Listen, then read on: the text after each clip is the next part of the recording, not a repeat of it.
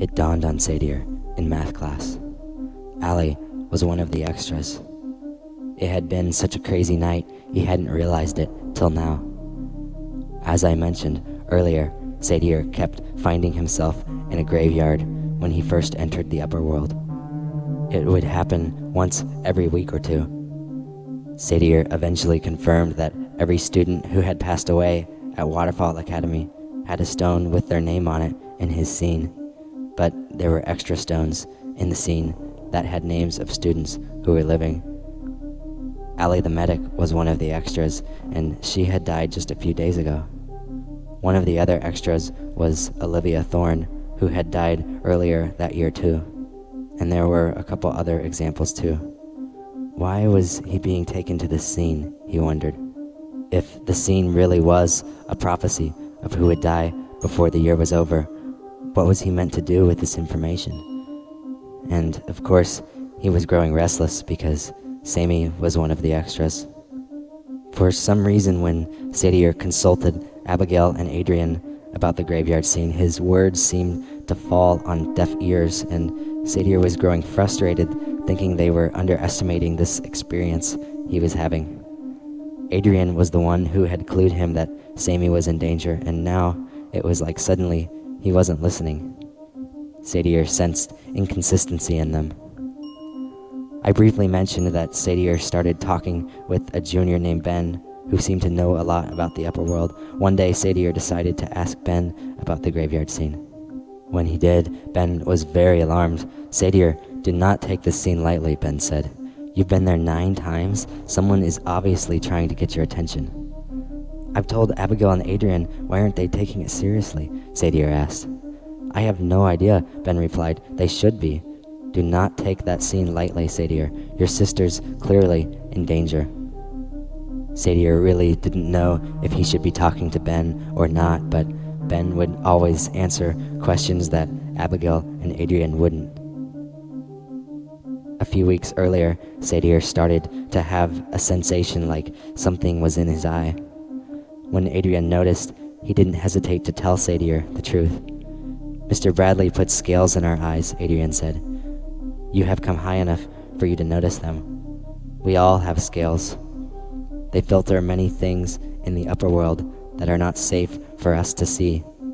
Never take them out."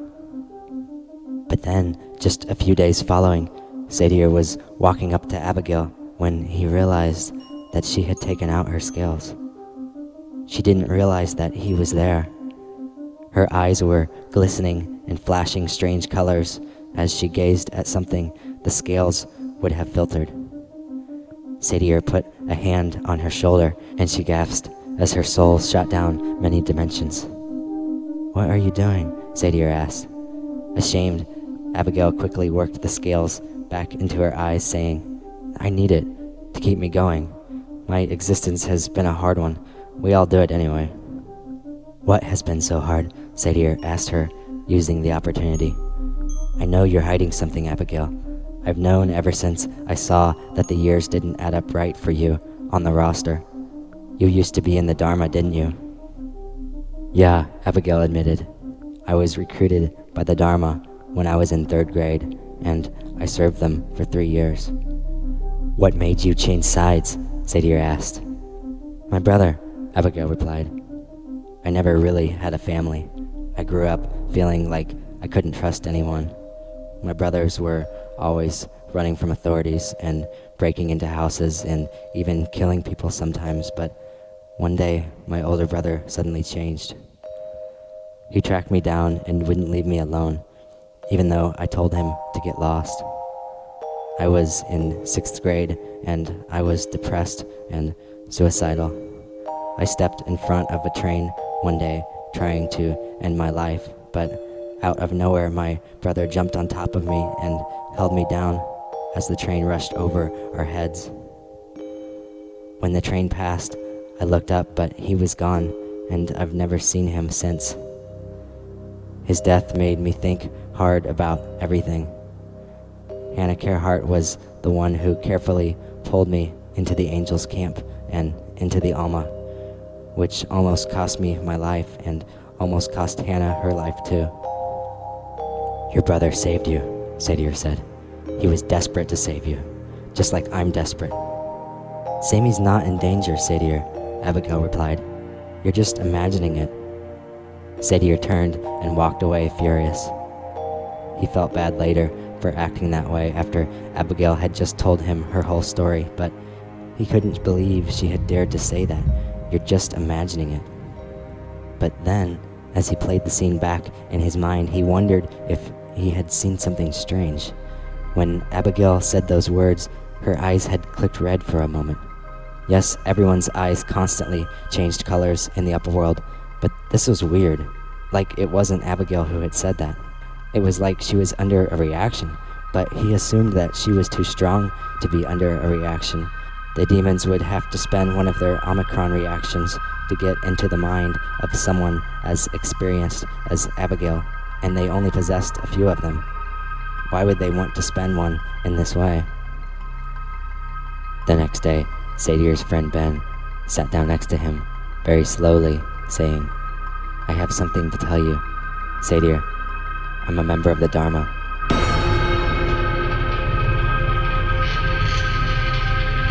Look at your Dharma roster. I've been there all year. We used a reaction to keep you from seeing my name because we knew you wouldn't let me talk to you if you knew I was in the Dharma. Breathing slowly, Sadier looked over at Abigail, who was a few tables over. It dawned on him that not Abigail, nor Adrian, nor anyone in the Angels' camp knew that Sadier had ever spoken with Ben. No doubt it was an Omicron reaction, a large-scale deception. But why? After examining the roster a second time, Sadier noticed that Ben's years didn't add up, just as Abigail's years hadn't added up. The Alma recruited you, Sadier said. And I served them for 3 years, Ben nodded. But now you serve the demons, Sadier said. Now I serve the angels, Ben replied. It's a huge game, Sadier. Powerful reactions, powerful deception. All the training and the scales and Mr. Bradley's notes, it's all a game. Abigail and Adrian are good people, but they're so deep that they don't know what is up from down. Converts are rare, but Alcador thought he saw a chance to steal you, and he was willing to launch an Omicron reaction to give me a chance to win you. His love for us is great, Sadier. His love is very, very great. There's nothing he wouldn't do for us. He's been fighting Sela for years to try to stop the tragedy, to try to bring these students to the light. That is what we fight for here in what you call the Dharma. We fight for the light. In our camp, there is no deception. We lay everything on the table. There is only truth and love here. We've been warning you all year with the graveyard scene, Sadier. The demons are going to tear Sammy to pieces at the end of the year, but there is still time for us to save her. What do you want me to do? Sadier replied. What you're already thinking about doing, Ben said. Take off the scales.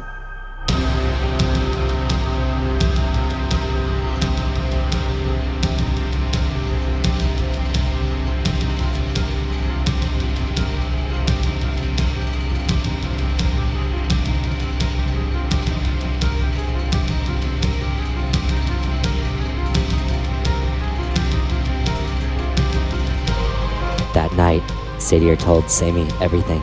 He explained the Omicron reaction and all that Ben had said. When we go in tonight, we need to not meet up with Abigail and Adrian, Sadier told her. We need to find each other first and take off our scales. We need to see what they're trying to hide from us. Sammy was very silent for a long time. I love you, Sammy, Sadier said. I love you and I'm trying to save you. Ever so slowly, a huge grin crept over Sammy's face. Why are you smiling? Sadier asked. Because I'm not Sammy, came the reply, but it was not Sammy's voice. It was deep and growling, and Sadier became afraid. Sammy's skin slowly changed color. Her eyes began flaming red. Sadier watched as she turned into a creature. Sadier screamed and ran into his room. Then Sadier remembered. I went to sleep. I took off my scales. 7 creatures entered his room as he sat terrified on his bed, his back pressed against the wall. Then Sadier's friend Ben entered the room.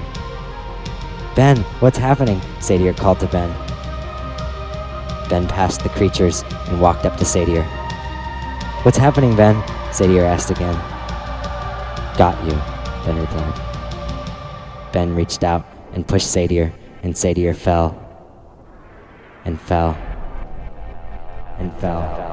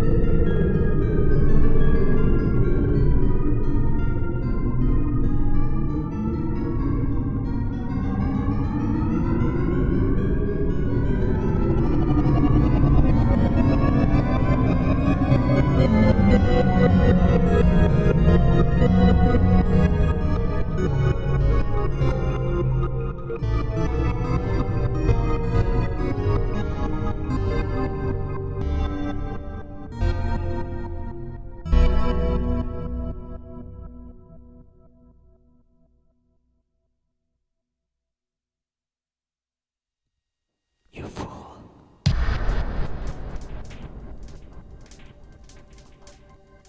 Sadier slowly picked himself up off the ground. You fool. Don't you know where you are? No, Sadier replied. It was so dark that Sadier couldn't see his hand in front of his face. He blindly groped about, his feet shuffling in the dirt. The world beneath, the creature answered. I'm not in hell, Sadier replied. That's not possible. You offered yourself up, the creature explained. Who are you? Sadier asked. I'm Letty, the creature replied. You know me. I've heard of you, Sadier admitted. Don't you realize the fool you are? Letty asked. Sadier stumbled into a rock wall. With his hands, he followed the wall all the way in a circle as Letty continued to tell him what a fool he was. He determined that the wall enclosed him, so he started to climb it. You know better than to try to escape, Letty said. You're educated. You know there is no escaping here. I can't be in hell, Sadier said. That's not possible. You haven't heard the news, Letty said. The latest death at the school. Who was it? Sadier asked anxiously. They say siblings have a spiritual bond to one another, Letty replied. You should have been able to feel it. No, she's not dead, Sadier said, turning towards the creature. Don't you realize what you've done? Letty said. Don't you realize the fool you are? She was a good girl. She woke up in heaven, but in your determination, you gave up your faith, and you've eternally separated yourself from her. Sadier yelled in anger. Letty quickly ripped open Sadier's soul and shoved a small emblem inside. Sadier gasped and fell to the ground. Congratulations, your destiny has changed, Letty said. There will be death at the year's end. Priscilla will be the student captain, and we will prove much more effective against her. May my words prove true. Letty had his hand extended towards Sadier's chest as he said prophecies into Sadier's open soul. Sadier quickly uttered a spell that Abigail had forced him to learn in case of emergency situations. The spell mostly disrupted Letty's connection with the emblem. Letty reacted in surprise, but then said, Oh well, the rest wasn't that important. Have fun in the new timeline. Sadier heard his name shouted from above. Letty mentioning the timeline startled Sadier. "What new timeline?" Sadier said. "We're not leaving the timeline." "That is going to be difficult now," Letty replied, as he sat down and leaned back against a rock. Sadier's name was shouted again. It was Adrian's voice. A glimmering blue rope dropped into the cave. "Grab on," Adrian yelled. "See you around," Letty said and waved as Sadier grabbed the rope and rose out of the cave. It was a long trip back up, but the rope was magical and didn't let go of Sadier even when he had lost strength. Adrian, who was strapped into the rope above him, tried to encourage Sadier above the roar of the wind as they sped upwards. "Is Sammy okay?" Sadier shouted. "As far as I know," Adrian replied. They rose out of the ground after nearly an hour of rapid upward movement. "Where's Sammy?" Sadier asked immediately as he stumbled out of the hole. Abigail ran up to Sadier with concern for him in her eyes. "Where's Sammy?" Sadier shouted again. "She's with Lakish," Abigail replied. "Are you okay?" "I took off my scales," Sadier confessed. "How far down was I?" "You were sitting on the wall," Adrian replied. "As far down as you can go before death. What did he do to you?" "He tried to make me think I was in hell, but I didn't believe him," Sadier said. "But then he made me angry and put something inside me and declared prophecies over me." "He did what?" Abigail exclaimed. "That's spooky," Adrian shuddered. "Sounds like he tried to cherry plant you, but that doesn't really make sense. Even if he was successful, that wouldn't be enough by itself to take your life this late in the game. Why did they spend the resources to do this to you?" "We're missing something here, my friends," a deep-voiced angel spoke. Sadier looked up and he realized who was in their presence. It was Sela, the captain of the angels, speaking. "What is Alcador trying to do here? An Omicron, no doubt. But what is it hiding from us?" Sela pondered. "What did he prophesy to you, Sadier?" "He said something about the timeline," Sadier replied. "And he said Priscilla would be the student captain, and that there would be death at the end of the year." "Death at the end of the year," Sela said. "Do you know who will die, Sadier?" "Yes," Sadier exclaimed. "Yes, I know. It's Sammy. They're going to kill her." But as he said this, the eyes of Abigail, Adrian, Sela, and all the angels that were around suddenly faded red, and Sadier knew they didn't hear his words. Sadier jumped up and started running. He ran deep into the woods. It was a dark and depressing atmosphere here, which felt good to him. But then, as he rose to the top of a hill, he noticed something glowing way out in the distance, through the trees. He squinted, trying to imagine what it might be as rainwater trickled down his face. Chills shot down his body as he realized it was Alcador's castle.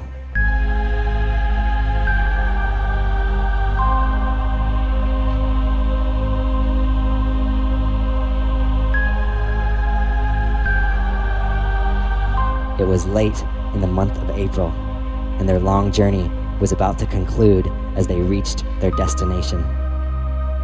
He sat down in the brush and put his head in his hands. "I'm going to find a way to save you, Sammy," he whispered.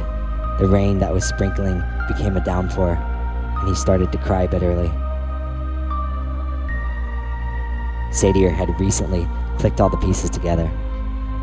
All the journeying they had done through the rainforests and the prairies and the mountains, and Adrian's constant stressing over staying on course. It was because each night in the upperworld picked up where the last one left off. Sure, the scene in front of their eyes may be different, which threw him off for a long time and made him think that every night he was randomly placed somewhere when he fell asleep. But then he realized in the actual geometry of the upperworld, their souls were slowly moving, slowly falling towards something. The geometry of the upperworld is laid directly over the geometry of the natural, as Sadier had come to understand. This would mean that they were essentially falling through the atmosphere. And eventually, Sadier had realized they would land upon the ground. All the journeying east, west, north, south was to adjust their fall like a parachute so as to land in a specific place. And Sadier knew what that place was. It was the place where the final battle was fought every year, and the place also where Madeline's brother was likely being held prisoner. It was the demon's stronghold built sturdily over 10 years ago. It was Alcador's castle, or as Sadier had always known it, Waterfall Academy.